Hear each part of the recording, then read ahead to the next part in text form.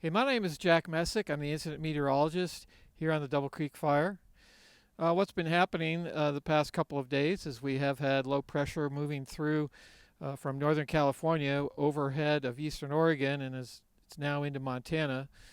And as it crossed over, it brought us rain. We had mainly wetting rains, which for our purposes is a tenth of an inch to 2/10 of an inch or so, almost a quarter inch in some places.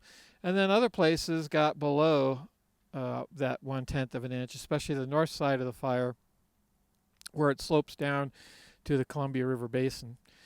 So after this low is passed, we're going to see a period of warming and drying, and temperatures will once again get back into the 80s, and relative humidities will be getting back into the upper teens or so. But fortunately, winds will be staying rather calm. Now, these episodes of precipitation as we move into the fall and the autumn become more and more common, and the interval between these storms shortens. And that's because the storm track, which is normally in the summer well north of us, will actually be following the sun and heading south. And very soon it will be over this part of the North American continent. And so these storms will more frequently come, which doesn't give very much time for things to dry out or warm up. It doesn't last that long. And then eventually, though, we'll get to winter, of course, and much colder temperatures. Hello, this is Mike Housh, Fire Behavioral Analyst on the Double Creek Fire.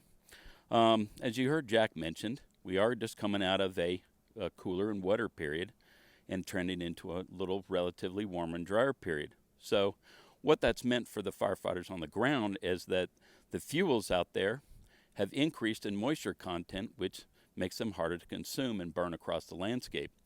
As we move into the warmer and drier period, they will tend to lose that moisture and make them more available. However, they're at such a levels that really not anticipating a large or a significant fire spread in that area. One thing we do have in our favor is the shorter daylight periods. And so what that allows or does not allow is the sun to heat up the fuels or the surface fuels and drive that moisture off.